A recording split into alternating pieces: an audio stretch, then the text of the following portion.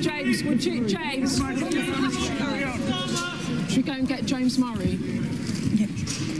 Sorry, I'm tethered.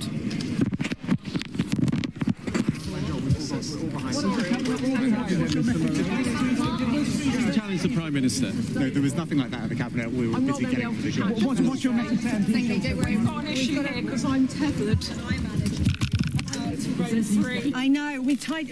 Don't shackle Beth Rigby. That's what we're saying. Me. You tethered well, listen, me. we're going to get a mic over there. All over the floor. That's again. all right. I've done that. Don't worry. I mean, it's been quite unpredictable and messy this morning. But hey, Beth, that is politics. Look, we'll catch up. We'll catch up on that in a few moments. Rolling news can often come with many challenges. The team at Sky News UK, they're caught up in their own wiring. Hello, I'm television and radio producer-presenter Rob McKnight. With over 30 years' experience, this is Media McKnight. But it wasn't just news coverage in the UK experiencing trouble. CBS in America had their own issues to contend with during President Trump's visit to China. On day one of the visit, this was NBC in China. Tonight, we're live from Beijing. We're just beyond those walls. Moments from now, President Trump will meet face-to-face with China's leader in a critical meeting for both countries and the world. Not to be outdone, their competitors at ABC were also on the ground. Good evening. We do begin tonight with the breaking news right here from Beijing. A short time from now, President Trump and China's President Xi will meet face-to-face for their historic high-stakes summit. But the newly installed anchor of CBS News, Tony Dokoupil, well, he could only get as far as Taiwan because of a visa issue. And if that wasn't bad enough, this happened live on air. And finally tonight from Taiwan, as President Trump and China prepare to meet, you will hear a lot about American decline and the rise of a powerful new China. The Chinese certainly, is he okay? We're going to take a quick break. We have a medical emergency here. We're calling a doctor. Call a doctor, please.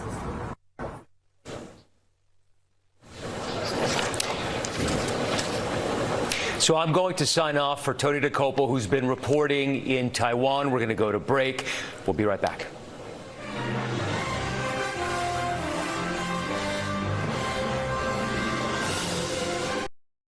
CBS issued a statement saying the cameraman suffered a medical episode but is okay and recovering. It's so important the control room listen to what the anchor is saying. So often people, they're doing lots of things, are not actually paying attention to the final product. I've seen this time and time again, both as a viewer and as someone inside the control rooms. It reminds me of a time many, many years ago, maybe in the 90s, Ross Simons was reading 7 Nightly News. Now, they had tried to throw to a couple of stories and it hadn't worked. So Ross made the decision to go to a commercial break and nothing happened. And he threw again and nothing happened. There was so much chaos happening in the control room, no one was actually listening to the anchor saying, we will go to a commercial break. It was messy and unprofessional. And here what we've seen is the control room's been delayed. They've decided to communicate to the backup host who's literally sitting there in the studio in case a problem happens. And instead of just cutting to him and letting him pick up, he's watching the same feed. They've stopped to communicate and first of all, react to what the presenter is saying, think of a plan and then communicate. In that one, get back. I'm coming back to you now. 2 seconds is all you need. And no one listened about the commercial break. Now, maybe they had used up all their commercial breaks, so they couldn't go to one. But for a lead, for the prime time news bulletin, it was very messy. But it has been a challenging time for the CBS News division under the leadership of Barry Weiss. The latest ratings from the first week of May show ABC News in first place with over 8.1 million viewers. I mean, those figures are just phenomenal compared to Australia. NBC was second on 6.1 million and CBS way behind on 3.7 million. In fact, just recently, it dropped to under 4 million for the first time in its history. There are reports Barry Weiss is on the outer, but Paramount has denied this, but it is one to watch this space. 60 Minutes has gone through some major changes. It's just finished its season and is expected to come back as a very different looking show.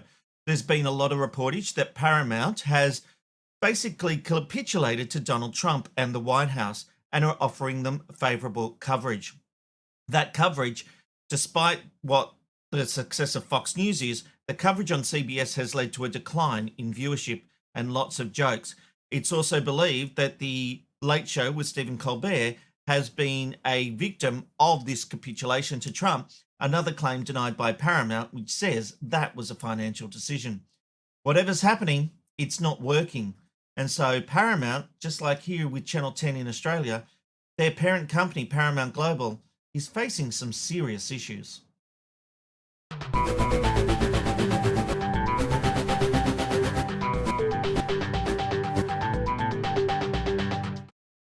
Well, there's more bad news for TV viewers in regional Australia, with news Win is set to drop Channel 10 in 3 markets. In an exclusive report by Kevin Perry on the TV Black Box website, it's been revealed the Win network will stop broadcasting Network 10 services in the Riverland and Mount Gambier regions of South Australia, along with the Griffith market in New South Wales on June 30. The closure follows ongoing financial pressures facing regional media outlets with declining advertising revenue. It's continuing to impact the economics of maintaining commercial services in smaller markets. Now, broadcasting authorities have historically permitted Win to carry affiliate agreements with all 3 commercial networks in these regions because of their relatively small population basis. However, Win now believes it is no longer financially sustainable to continue broadcasting 10 services in those areas. The move mirrors a similar decision made in 2024 when broadcasts of Network 10 programming were withdrawn from the Mildura market. Network 10 has released a statement to Kevin Perry today criticising the move. It is a sign of things to come. What's happening in these regional outer markets are indicative of the turmoil going through the TV sector. This is just the beginning, mark my words. Stations here and there will shut down because of the financial pressures. And we know, thanks to information made public, that Network 10 has lost $500 million in the local market over the past 2 years. It's not a good sign for the television industry, but hopefully we can recover, although the signs are certainly not looking good.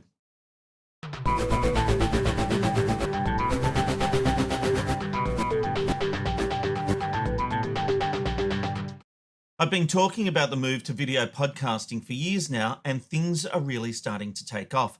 Today, it's been announced Karl Stefanovic and Eddie McGuire will be hosting a new Friday night show called The Long Weekend. The new 3-hour show will air nationally across the Gold Radio network before streaming on iHeart, 9Now and Stan, with global distribution also locked in through the iHeart network. This is a really clever play and shows the way television and radio are coming together. ARN gets 3 hours of content, and isn't it interesting that they're not just going with a music format anymore? They're actually moving into, I wouldn't call it talk just yet, but it's certainly a different kind of programming. You'll have 2 guys talking sport and entertainment for 3 hours. I'm looking forward to see what they do.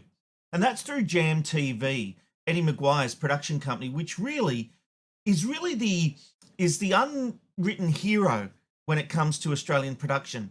It does all these sporting games for the AFL. It's done big events like the Shane Warne Memorial. It does TV shows. It really has become a powerhouse when it comes to live television. I can't wait to see what they do. And as for 9 and 9Now and Stan, it's interesting that they're getting into bed with ARN. Now, obviously, Steve-O, Michael Stevenson, used to be head of sales at 9, so there's a close relationship. But it is fascinating the 2 companies are coming together in this way. 9 made the point this deal does not affect Karl and Eddie's continuing jobs with Channel 9. Although, what will Karl do next year has become the talking point for the whole industry. We wait to see that one. And you don't just have to leave it to the big players when it comes to video podcasting. Have a look at what I did for Libby Gore recently with her interview with Bill Shorten. I did this with my home equipment. We make interviews from anywhere in the world look professional. through a new service I've developed called Video Podcast Services. And if you want more information and a bespoke graphics look, I'm doing it for just $80 a record. So just go to videopodcast.online and find out what it's all about. I want to make video podcasting the next big thing in Australia. It's happening overseas. We need to be doing it here. So get in contact.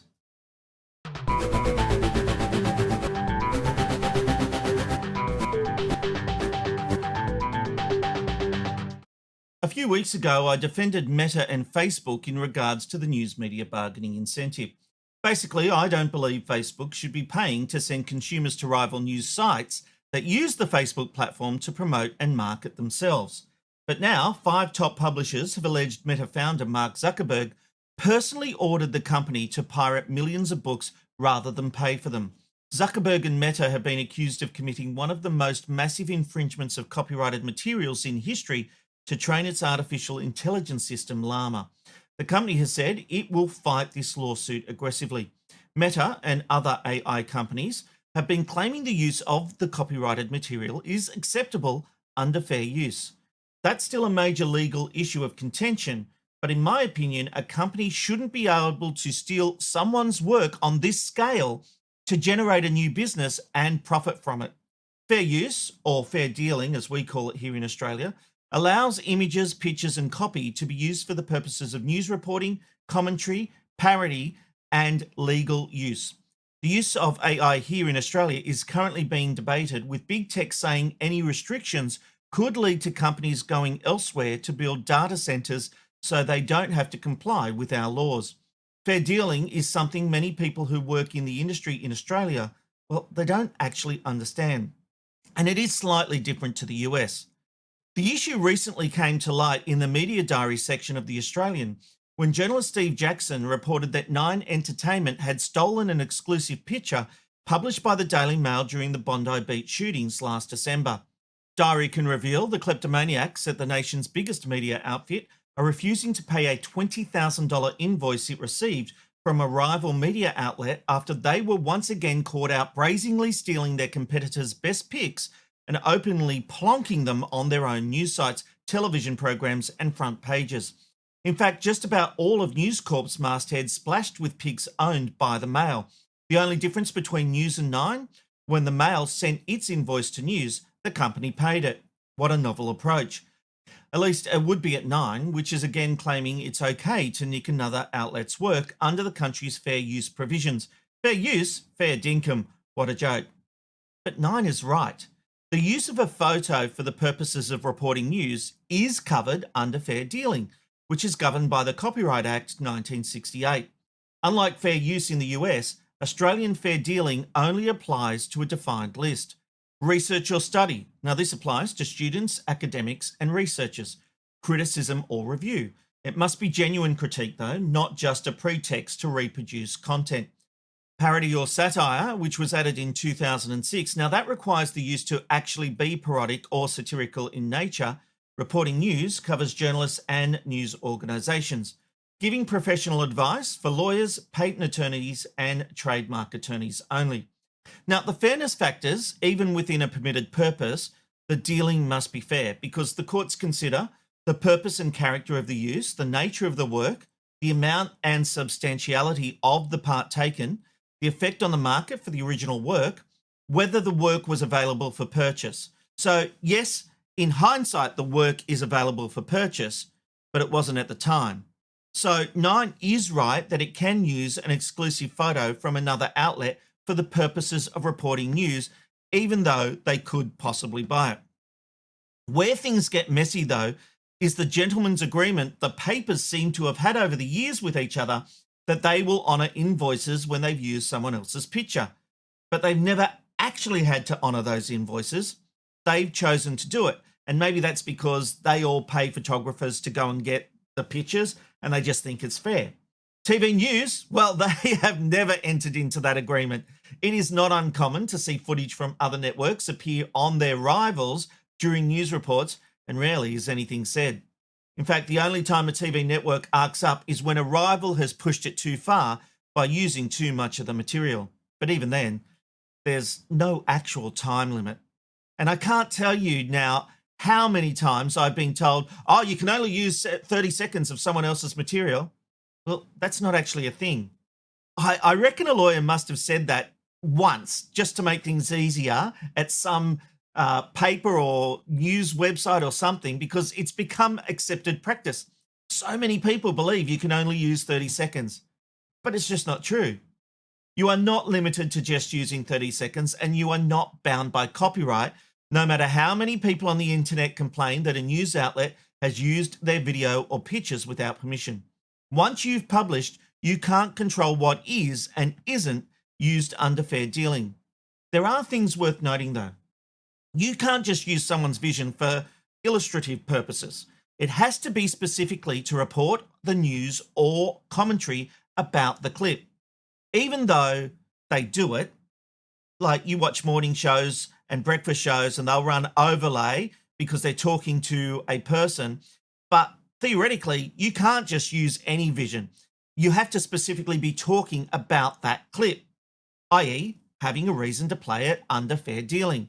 On YouTube, I get copyright notifications all the time, and in 99% of cases, I beat them because of the way I have used the clip. I stay within the limits of fair dealing. I always do talk about the clip. There's only been one case I agreed to give up on, and that was the one in Media McKnight where I showed a clip of a guy who recreated the opening of a UK series. He and I had a chat and I went, you know what? I'm fine for this not to be monetized. You went to all this trouble and we had a gentleman's agreement. But otherwise, I win my YouTube cases. Even when people say no, they don't accept it, I will push it with YouTube because I know I am falling under the fair dealing restrictions. And that's what you have to do. You have to be careful. But to come all the way back to Channel 9 using a picture of a newsworthy event, sorry guys, it's fair game.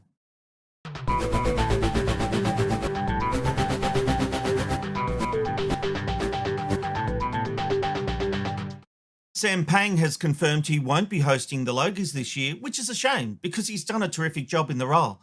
And speaking of the Logies, that also leads me to this week's salute and a slap. First, the salute. I've been reminded of just how great production teams in Australia are when it comes to doing live events, especially compared to some overseas examples. In fact, I watched the BAFTA Awards, the TV Awards, the other week, and I was appalled by the execution and coverage of such a prestigious show. Host Greg Davies was fantastic, but the red carpet was nowhere near as good as the Logies, and the actual event was lacking in terms of sleekness and shine. What I did like, though, was the genuine love that came across for the industry. This evening is about television. Folks, I haven't got time to go into the history of this beloved medium, but a quick AI search told me that it began in 1870 when Sir David Attenborough first filmed himself hugging a monkey. Now, tonight we celebrate, and I hope you'll agree with me, proper telly. Proper telly. And that pride continued throughout the night. The UK people seem to really be thankful that they're working in the TV industry. And it's something our local industry needs to embrace. So here comes the slap. The Logie Awards should be a celebration of television, not a chance to talk it down and make jokes about the whole industry being irrelevant and social media being more popular and other forms. Look, I do a TV show from my garage. I'm very well aware of the impact social media and alternative platforms are having. But television should still be a pride of place in Australia's culture. And the people at this event, the ones that get up, it's easy to make a joke about how bad the industry is, how nobody's watching. Don't do that. Get up. Be proud of the industry. Talk about its 70-year history, the impact it's had on our lives. This year is the 70th anniversary of the television industry in Australia. That is something to be proud of. So get up, get your Logie, and embrace, be nice. Make jokes, but don't do it at the industry. Make jokes about people in the room, but stand up with pride about television, because the more you put it down, it reinforces to the viewer that it's irrelevant and they'll stop watching. And if that's what you want, then you won't have a job, and that's no good for anyone.